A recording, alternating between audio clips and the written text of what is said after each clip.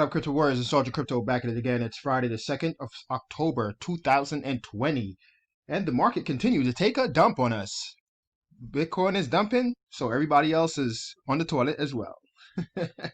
Over the past week, we're seeing that Binance is still up 10%, but it's starting to go down. And it's red across the board. Red. Just a sea of red. Again, all because of Bitcoin. And this is a great buying opportunity if you are trying to pick up some of your favorite projects. This may be a great buying opportunity. Not financial advice, of course. Let's get into it. NBA Top Shot opens to public after closed beta drives $2 million in NFT sales. And I contributed to that $2 million. I checked out their website, purchased a couple of those NBA Top Shot cards. I used to collect baseball cards as a kid and NBA cards, top NBA cards, and I'm having a brain fart now on the names, but I used to have like a lot of rare air with Michael Jordan on them. So me being nostalgic, I definitely wanted to check this out, especially being that this is the new wave with collectibles. Cool site. The only thing I don't like about their website is the fact that you have to use their currency, their quote unquote crypto to purchase if you're trying to buy crypto. Now you could link your debit credit card to the website and you make your purchases that way. I didn't want to do that. I wanted to buy it with crypto. So they use Coinbase as their payment processor, and you deposit your crypto on their website in exchange. So I deposited USDC in exchange for the Top Shot dollars or whatever the hell it's called on their website, and was able to make my purchases. And again, it was basically tax free when you use cryptos. So that's why I look to do it that way. And then I have too many websites out there with my damn debit and credit card information. So just one less. Didn't, like I didn't want to put one more stuff out there with my debit credit card information on there. So long story short, but cool website, cool offerings. You're able to get some very cool cards in their packs. They sell them like 3 per pack, and it's cool if you're into collecting NBA cards or just collectibles, period. Speaking of collectibles, Rareable is, I make a couple of NFTs myself. For whatever reason, my wallet isn't connecting right now. But, it might just shut me up right now. Oh, yeah, see, yeah, it failed. I don't know what's happening. But I made some NFTs and having them for sale. I'll do a full dive into Rareable and NBA Top Shots and NFTs again, probably tomorrow or Sunday. Next, it looks like the SEC isn't done with trading app Abra just yet. Now, if you're familiar with Abra, they're an app. Did I use them once? I think I tried to, but they weren't available in New York or something to that effect. Was it Abra? I think it was Abra. It might have been something else. I'm looking at my phone right now. Abra. I'm trying not to have any dead sound or dead space. So that's why I'm continuing to talk. But no, it was Uphold. It was Uphold. I did try Abra though. I deleted it because it didn't work, the whole New York thing. But yeah, here it is. They got charged in July. They paid a fine. And the SEC response does not provide details into the ongoing investigation and was careful to spell out that it does not mean the commission is accusing Abra of anything yet. The assertion of this exemption should not be construed as an indication by the commission or its staff that any violations of law have occurred with respect to person, entity, security, yada, yada.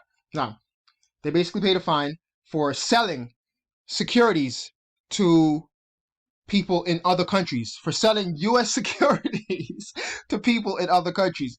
This is what I mean by the SEC, the CFTC overreaching. Okay, they basically put digitized or synthetic assets or synthetic securities, stocks like Tesla, Apple, on the Bitcoin blockchain, and they sold them to people that were outside of the U.S. They didn't sell it to anyone in the U.S. It wasn't available to people in the U.S., much less, New Yorkers. But now, so they charged them for that. And I think that, not I think, but according to the article here on Cointelegraph, they were trying to get a Freedom of Information Act on what happened in the case back in July, and they were denied, meaning that they're still investigating them, or the case isn't closed. So the original fines levied against Abra were relatively small, totaling $300,000. However, it sent a strong message as to the SEC's jurisdiction. Abra has offices in California as well as in the Philippines. The service to which the SEC and CFTC ordered a halt was not one that the firm offered to U.S. users. It was rather a form of synthetically reproducing price movements on U.S. security markets for retail investors outside the U.S. I don't know why I took that dramatic pause, but I did for whatever reason, so I'm going to leave it in. There were arguments that the mission of both commissions to protect U.S. investors would not apply. Well, apparently not. If you're selling U.S. securities, I guess, then you fall under U.S. securities laws. So, I could see it happening that way. Like, okay, well, they were selling securities, U.S. securities, so they should fall under U.S. securities laws, although they weren't selling it to U.S. customers. But then again, the fact that they excluded U.S. customers should show that they weren't trying to be shady. You know what I mean? Like they were trying to follow the letter of the law, so to speak. But yeah, these guys, they're overstepping their boundaries, man. SEC and CFTC disagreed and pushed forward. The operating principle seems to be that any connection to the United States is sufficient for the U.S. regulatory infrastructure to clamp down on objectionable offerings. Similar questions of jurisdiction arose during the SEC's pursuit of Telegram for its offering of Gram tokens. I remember that happened a while ago, that they shut down the Gram tokens, but we still have a dog in the fight, so to speak. And Hester Pierce, she told the Cointelegraph regarding Abra case and SEC jurisdiction that it's helpful if we can be as clear as possible about when our law apply and when they don't. It's just that the world is a messy place, so she says. The SEC is clamping down, man. This is going to be the year of the clampdown. This is going to be the year of the fines. This is going to, because they're trying to set everything up right now to make it quote unquote legit. So the Geminis, the Coinbases, right? Those the Krakens, okay? All the US exchanges, or the exchanges that are able to operate here in the US, they have been given the tap on the shoulder, so to speak, or given the green flag to operate here in the US, and they're trying to make it so that it's only them. No other new entity could pop up and try to compete in the space. And especially here in New York, there is no competition because you gotta get that stupid bit license. Again, it is just an overreach, I think, and because this is crypto, and crypto doesn't care, but the SEC and CFTC does. They're going to be clamping down, and we're going to see more clampdowns between now and within the next 12 to 18 months. We'll see a lot of stuff like that happen with BitMEX and other ICOs from 2017. We're going to see it start to unfold within the next 12 to 18 months, because it's the government and they're slow. Next, speaking of BitMEX, again, everything is coming from Cointelegraph today. Shout out to them. And remember to pick up your free Bitcoin on BetFury. Check it out real quick. BetFury, you can pick up your free Bitcoin as a Bitcoin faucet. And also, if you haven't signed up for Coinbase and or Gemini, get $10 of free Bitcoin. Links are all in the description below. Let's get into it. Court rules kicks 2017 ICO violated U.S. securities law. So here it is, the SEC again ruling that Canadian technology firm Kik's $100 million initial coin offering, or ICO, violated federal securities laws. And here is the kicker. pun intended. This is coming from a direct quote from the CEO of Kick. All right, here it is. Judge Christian. The sale definitions. Expectation in public statements at public events. No, this is from the judge. My bad. A public event. So I remember the video. This is why I'm saying that it was from the CEO. That's my bad. But in public statements and at public events promoting Kin, all right, Kick extolled Kin's profit-making potential. Kick's CEO explained the role of supply and demand in driving the value of Kin. Kick was offering only a limited supply of Kin, so as demand increased, the value of Kin would increase. Yeah, he basically shot himself in the foot whenever he went on stage and talked about the Kin token. Him saying that the value of the tokens will rise as people use it and as the demand continue to grow. Basically, he shot himself in the foot. He shot himself in the foot. And yeah, it's a security. You said that the token price will rise. You promised that, and according to the Howey law, you know, because you promised a rise in the value of the token, then you violated securities laws. Next, last but not least, again, from Cointelegraph, why the BitMEX charges could be bad news for DeFi. Now, could Uniswap and all these other DeFi apps be next?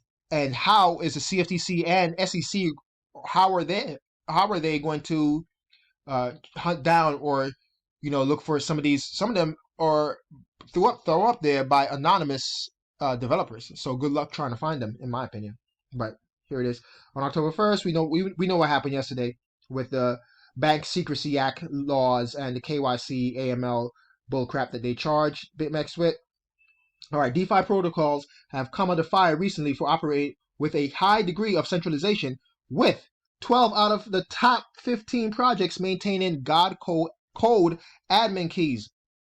Now, this is coming from Adam Corcoran.